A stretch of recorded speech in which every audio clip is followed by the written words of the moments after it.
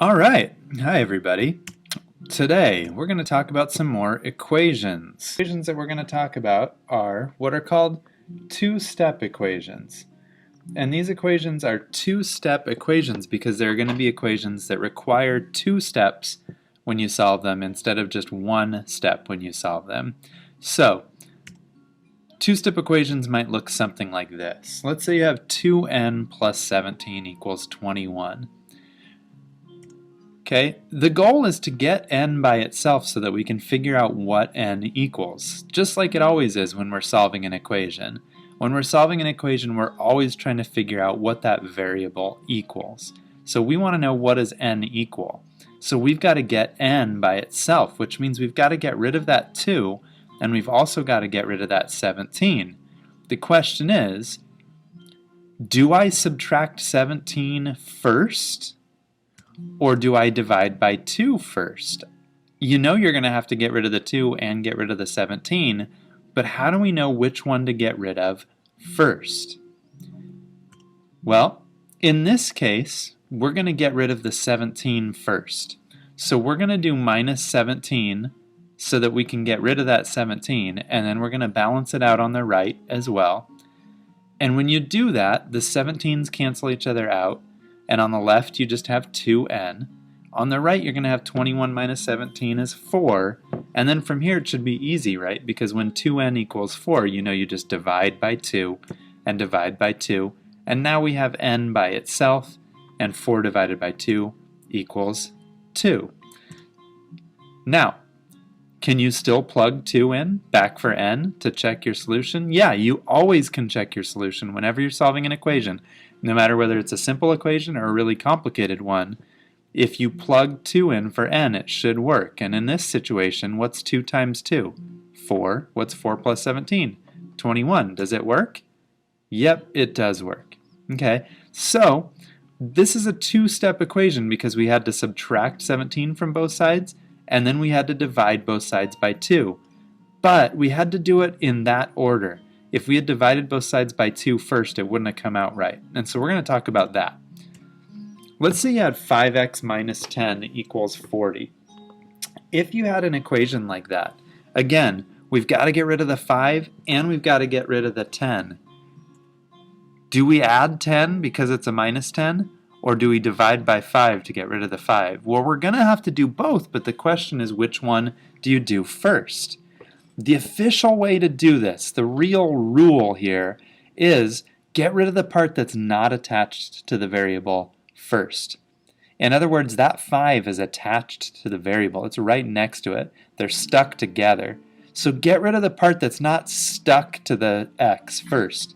That means get rid of the 10 first. So we're going to add 10 to both sides first, but if you're not sure which one to do first, if you think, well, maybe I should divide by 5 first, just pick one way, do it that way, and since you can always check your answer at the end, if it doesn't come out right, try it the other way.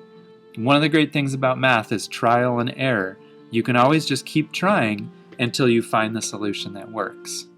All right, so if you were doing this problem, what would your first step be? Well, if you said your first step would be to add 4 to both sides, you'd be correct. How about this one? Take a second, look at that. You have to get rid of the 5 and you have to get rid of the 3, but which one are you going to get rid of first? On this problem, you would subtract 3 from both sides first because you want to get rid of the 3 that's not attached to the x first. Then you'll get rid of the 5 second. And that'll be your second step of your two-step equation. How about this one? Negative 2 equals 2 plus 4x. Well, we're trying to get the x by itself, so what would our first step be? Well, we're going to get rid of the 4, but that's attached to the x, so we probably have to get rid of the 2, the positive 2, first. All right, let's actually solve one of these. So let's say you had 50 plus 40x equals 130.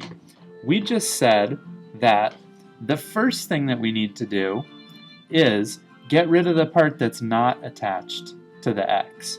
That would be the 50, right? So how do you get rid of a 50? Well, this is an addition problem, right? It's 50 plus 40x. So how do you undo addition? Subtraction. We're going to subtract 50 from the left side of the equation. And what will that give us? 40x, right? What would 40x equal? Well, now we have to balance this minus 50 over here by minus 50 over here. 130 minus 50 is 80. Oh, now we're starting to see how this is going to play out. So, what's my next step? My next step is to get rid of this 40 by dividing by 40, right? Because we're undoing the multiplication there. 40 divided by 40 cancels out and leaves x equals, well, I've got to divide the other side by 40 as well. How many times does 40 go into 80? Twice. Okay, how do I know that x equals 2? When I plug 2 in here, what's 40 times 2? 80. What's 50 plus 80? 50 plus 80 comes out to 130. Therefore, check. X actually does equal 2, and we know that for sure. Let's try another example problem. This one's a little bit different. Okay, notice on this one you have x over 3 plus 1 equals 11. Can we still solve this the same way? Sure. What are we going to get rid of first, the 3 or the 1? Well, get rid of the part that's not attached to the x. That means get rid of the 1. So, the opposite of plus 1 is minus 1. 1 minus 1 cancels. Now we just have x over 3 equals. What does it equal? Oh, well, I subtracted 1 from the right. Now I've got to subtract 1 from the left. Easy. 11 minus 1 is 10. Now how do I get x by itself? Well, I've got to get rid of this 3 right here, right? So how do I get rid of that 3? I have to get rid of that 3 by doing the opposite of x divided by 3, which would be times 3. So that'll cancel out and give me the x that I want. And since I times the right by 3, I'm going to times the left by 3 as well. And I'm going to get 30 equals x, or x equals 30, and that's my answer. Plug it back in.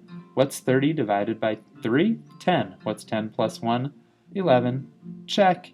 And we're good to go. All right. Now you try. 25 equals 10x plus 5. You're going to have to do 2 steps on this, one to get rid of the 5 and one to get rid of the 10. And after you do both steps, you'll have x equals something.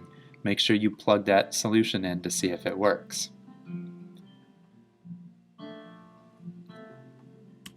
All right. There's only one more thing that we need to talk about here, and it's making sure that you know how to handle your negatives. All right? Sometimes something weird happens. If you have 5 minus 10x, we've got to get rid of the 5 first, right? Because it's not attached to the x. And we're going to do it on both sides to keep it balanced. Notice that what we end up with is the 5 gets canceled out, but this minus sign right here has to stay there. That's important, okay? Because that minus 10x should still be a minus 10x even after you get rid of the 5. So that minus has to stay there. That negative has to stay there before you solve the rest of the problem.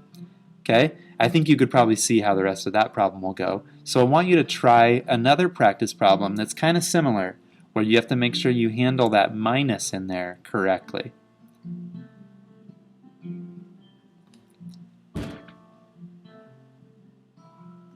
All right, that's pretty much it. So if you need to go back and review any of that, review that. Make sure you get those 2 practice problems done. Show all your steps, check your solution, and we will recheck that solution and double check that solution in class tomorrow.